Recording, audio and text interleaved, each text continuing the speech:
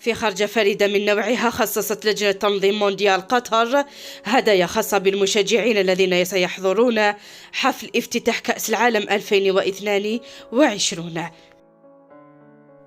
وقامت اللجنة المنظمة بوضع كيس من الهدايا أمام كل مقعد من مقاعد ملعب البيت الذي يحتضن افتتاح مونديال 2022. كما تنوعت الهدايا المخصصة للجماهير من ملصقات كرة قدم، هدايا أخرى تحمل كلها شعار مونديال قطر 2022.